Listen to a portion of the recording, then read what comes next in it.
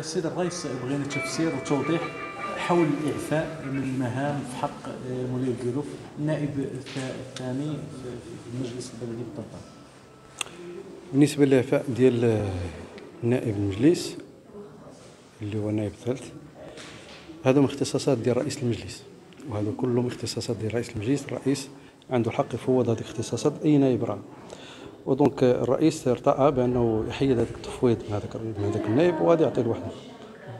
لكن ربما نفسروا ذلك بعدم النجاعة في تدبير هذاك التفويض اللي كان عطى السيد النائب، أو يعني كانت الظرفية في حاجة لهذا الإعفاء هذا لأجل واحد العمل، واحد الدينامية في عمل المجلس. أنا جاوبتك بأن هذا اختصاص ديال رئيس المجلس، هو اللي كيبين شنو اللي عنده.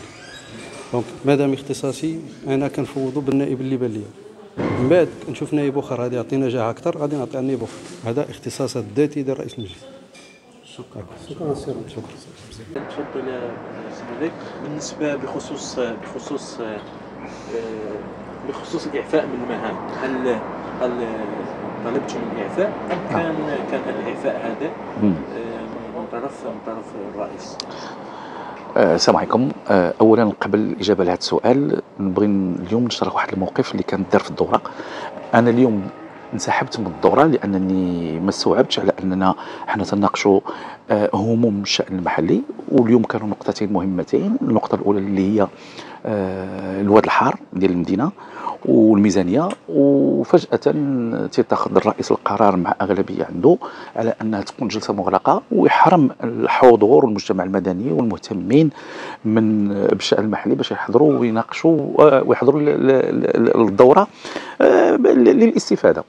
هذا من ناحيه. من ناحيه ثانيه خلق بزاف ديال الجدل حول الاعفاء ديالي من طرف الرئيس حول التفويض اللي كان عندي باش الناس تفهم للعلم من باب الايضاح. اولا انا ما كانش عندي تفويض بالاختصاص، كان عندي تفويض بالمهام. هذا التفويض ديال المهام فيه تتبع،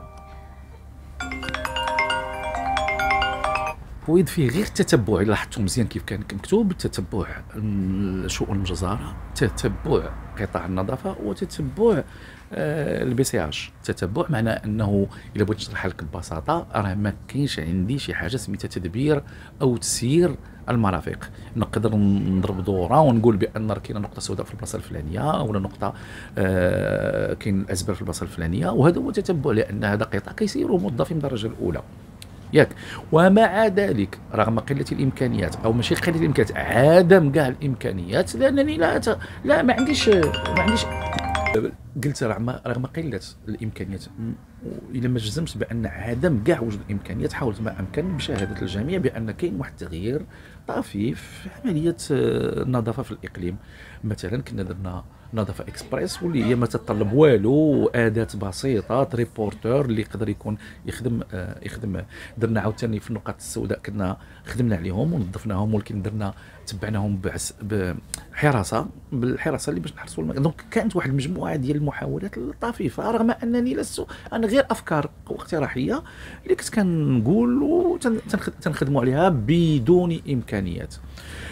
الى انه خلق واحد الاشكال في شهر 4، هو انه تم تجاوزي اون طونك مسؤول على هذا الملف هذا، خاصه في مجال المتلاشيات. وكان الرئيس كتب لي تيستدعيني باش نكون في اللجنه، باش انا يستدعيني نكون في اللجنه ديال المتلاشيات، علما على انني انا اللي خصني ندير هذا العمل هذا، وانا هو اللي مكلف بالمتلاشيات.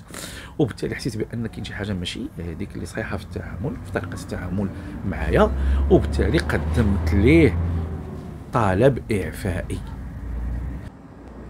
هادشي كان نهار 19/4، الا انه وقعوا بعض التدخلات اللي كانوا يطلبوا منا اننا نتريث من جانبين، لان خطرت السياسه تفرض على ان الواحد كاين اطراف اللي خاصو يتعامل معها، وبالتالي تدخلوا اصحاب النوايا الحسنه وقالوا بان لا غير صبر، راه غادي يكون انفراج، راه غادي يكون كذا. اتضح بان ما كاينش انفراج في هذا المجال هذا، لانني ما غاديش نقبل هذاك التعامل. انا ممكن قال لك اللي تيبغي، انا غادي نذكركم بالخطاب اللي قال الحمدي ولد الرشيد، مولاي حمدي ولد الرشيد مؤخرا في الداخله، قال بان واحد المقوله مزيانه بان السياسي خاصو يكون دمه بارد، يكون بارد في الثلاجه، ولكن ما خصوش يقبل الحقره. وبالتالي انا بردت وبقيت كنحاني وكنتظر الفرصه وكيفاش مازال نقدر نقدم اللي نقدر نخدم عليه ولا علاش انا ترشحت عليه. يا غير اتضح بان يمكن الناس بغات تحقرني اكثر من القياس، وبالتالي جاء الاعفاء ديالي اللي تنعتبره انا بانه انا مرتاح وبانه مزيان بانه يعفيني. وتنتمنى للرئيس لانه تيقول هو تيدخل في اختصاصه اييه له الحق الكامل، هو قدر يشوف احسن مني كيفاش يدبر هذه المدينه هذه، وراه اتضح الحال. سؤالي هنا سيد مدير بالنسبه لهذا الاعفاء هذا، او اكيد بعده يعني سيتم تعيين شخص اخر، هل في نظرك تعتقدون لانه ستكون هناك نجاعه من اي شخص معين؟ شوف، الاشكال ليس في من سيكلف او في المستشارين او النواب اللي غادي يخدموا هذا المجال هذا، لا، الاشكال كاين في السيد الرئيس لانه يدبر بشكل انفرادي ويدبر بلا امكانيات ويتم تجاوزه. كان نحكي لك على نقطه كانت وقعت كبيره، كان التجار ديال المقهى شارع محمد الخامس كانوا اتصلوا بنا على اساس ان واحد البركاسه كديرونجيهم بزاف. انا كنامن بان ما يمكنش انا ندير نشاط اقتصادي وتحط لي حداه بركاسه. الناس اقترحوا امام لجنه معينه مكلفه من الموظفين على انهم غادي ينظفوا المكان ويجيبوا حارس باش يمنعوا اي رمي الازبال في هذاك المكان. تجاوبت معهم وطلبت من الموظفين على انهم ينقلوا هذيك الحاويه الى مكان اخر. اتفاجأ بان الرئيس كيردها لبلاصه كيتهمني بانني امارس السياسه ما عرفتش في شي جانب.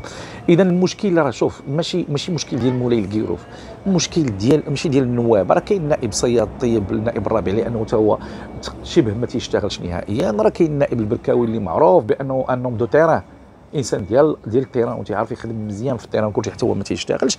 وحتى النواب الاخرين الذين يمارسون يقدر واحد يمشي يبحث شنو تيمارسوا، شنو هما الاختصاصات اللي تيمارسوا، وغادي يلقاو بان في اخر المطاف الرئيس هو الناهي وهو الامر وهو الذي يسير ويدبر المجلس باكمله، وحنا غادي نبقاو. اذا هذا الاعفاء هذا لن ياتي على خلفيه مثلا النفايات والازبال المتراكمه؟ لا ابدا، لا ابدا، لا ابدا ابدا، العكس من نهار توقفي وانا كنعترف لك بهالقضيه هذه بان المدينه غاديه وراجعه مارش اريال. وممكن تسولوا لي زاكتور الاخرين، سيروا شوفوا تسولوا الفاعلين الاخرين اللي عندهم تدخل في هذا المجال هذا.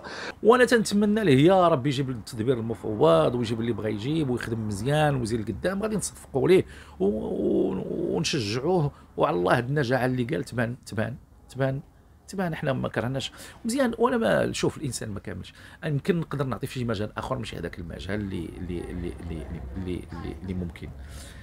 سؤال اخير، هذا الاعفاء هذا وما يروج ربما هذا الاخذ والرد يعني في المجلس البلدي كيف؟ شوف، كاين ناس من مصلحتها باننا ما نشتغلوش ونبقاو باننا مجمدين وما تعطاش لنا الفرصه باش نبرزوا لا القوه الاقتراحيه ديالنا ولا ما في جعبتنا من امكانيات. واللي ذكي ومتتبع يقدر يفهم هذا الشيء مزيان ويقراه مزيان. ما يمكنش بان كاين انت عندك منتخب مكتب ديال الدراسات اختصاصي في الشأن المحلي وتيبقى على الرفوف. ما يمكنش وتتروج بزاف ديال الهضره علينا. احنا ما كاين مشكله، اللي ترشح للسياسه راه كتجي الاشاعات خاصو يقبلها، خاصو ما كاين حتى شي اشكال، ما كاينش شي. مرحبا.